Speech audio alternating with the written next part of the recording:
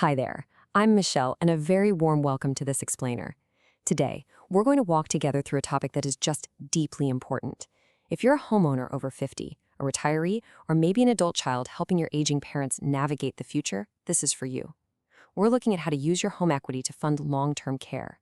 Now, I know this can feel like an overwhelming subject at first, but my goal today is really simple. I want to help you calmly prepare and understand your options so that you feel completely empowered. The home you've lived in for decades is an incredible resource, and understanding how to use it can bring your whole family a profound sense of peace. So let's dive right in. For so many families, especially here in the Chicago area, long-term care is something we kind of brush off as a distant, someday concern. We push it to the back of our minds. But then, life happens.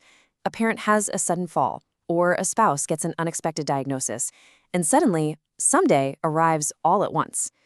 In that exact moment, the home your family has lovingly maintained for decades often becomes the absolute most vital resource available to help pay for the care that follows. Working through these realities before a crisis forces the issue is honestly one of the most loving things you can do.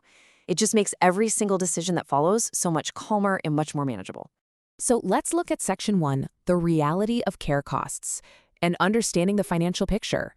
Now, my goal here isn't to induce any panic, but we do need to look at the sheer scale of these numbers, because they frankly surprise most people the first time they see them. According to the 2025 Care Scout Cost of Care Survey, a private room in a nursing home now runs a national median of $129,575 a year. Even non-medical in-home caregiving, assuming about 44 hours a week, adds up to roughly $80,080 a year. And assisted living? That sits at a median of $74,400 annually. While these are national medians and, of course, costs shift by region, letting these numbers really sink in helps explain exactly why so many families end up looking at their home's value. Honestly, a paid-off house is frequently worth more than every other asset a household owns, combined.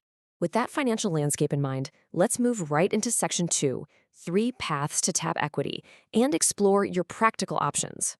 The National Council on Aging actually notes that nearly 70% of people turning 65 today will need some form of long-term care. Because this is so incredibly common, you have choices. The 3 primary paths homeowners can take are reverse mortgage, a home equity line of credit, or selling and downsizing. I really want you to look at these not as forced mandates, but as empowering tools.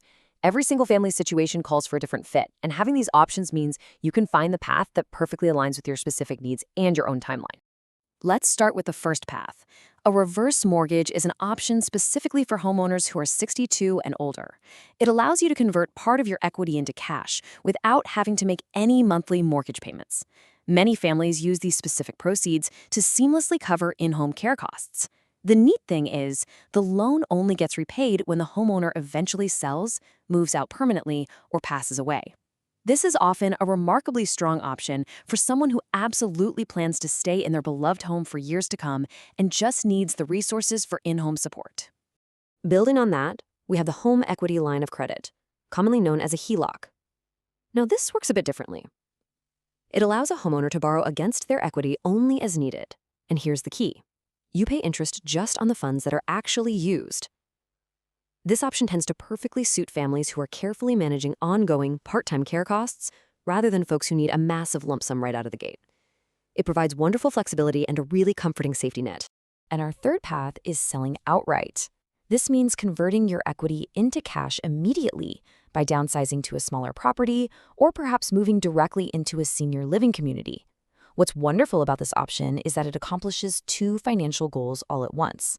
Not only does it unlock your equity to pay for care, but it simultaneously lowers your ongoing property expenses, like taxes, insurance, and maintenance. If you're a downsizer already considering a move, this can make daily life significantly simpler. Next up, we need to gently navigate a topic that I know causes a lot of anxiety for folks. Let's look at Section 3, navigating the Medicaid rules and protecting your assets. I want to reassure you right away, take a deep breath. Simply owning a primary home doesn't automatically disqualify you for Medicaid. For those of you here in Illinois, for example, the home equity interest limit sits at $752,000 for 2026. Keep in mind, home equity is just the home's current market value minus any outstanding mortgage. The comforting reality here is that most homeowners, especially in areas like the south suburbs, fall well under this threshold. This means the home typically remains fully protected even while a spouse or applicant receives Medicaid-covered care as long as you live there or intend to return. However, I do want to offer a gentle word of caution here. Matters get significantly more complicated once a home is actually sold or transferred to someone else. Proceeds from a sale count as an asset the very moment they land in a bank account, which can directly affect your eligibility. Furthermore, transferring a home to family members can trigger Medicaid's 5-year look-back period, potentially resulting in a penalty period where you become ineligible for assistance. This is exactly why professional, thoughtful guidance is so absolutely necessary before you take any action at all. As we talk about all these financial rules and regulations, it's really important to pause and acknowledge this simple truth. A home is never just an asset on a balance sheet. Part of what makes this topic so difficult is that it completely blends money with identity. Your home holds decades of beautiful memories, your familiar neighborhood, a deep sense of independence. Treating this conversation purely as a math equation just misses half the picture. Acknowledging that emotional weight with real empathy rather than rushing past it is what ultimately leads to decisions the whole family can feel really good about.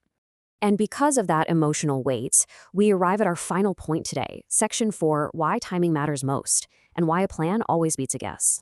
Every single option we've discussed today works so beautifully when it happens on a family's own timeline, not in the middle of a frightening health crisis.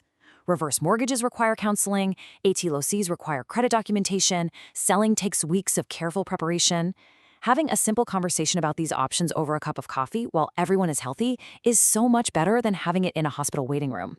And to make that plan a reality, you do not have to do it alone. In fact, you shouldn't. You need to build your advisory team. An elder law attorney can expertly handle the Medicaid and estate planning pieces. A financial advisor can model out which equity option makes the most sense for you long-term, and a seniors real estate specialist, which is actually the specific designation I hold to focus on the real estate side of this equation, can help you navigate those housing transitions with a lot of patience and care. Building this team early truly brings peace of mind. As we wrap up this explainer, I'd love to just leave you with this question to ponder. What would a calm, thoughtful plan look like for your family's future? Even a short chat today can turn a frightening unknown into a solid plan with real, comforting choices attached to it. I warmly invite you to start a simple conversation with your loved ones soon.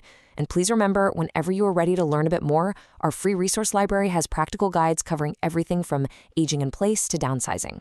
For further guidance, the Homeowners 50+ page is a wonderful, zero-pressure place to start. Thank you so much for spending some time with me today, and take good care.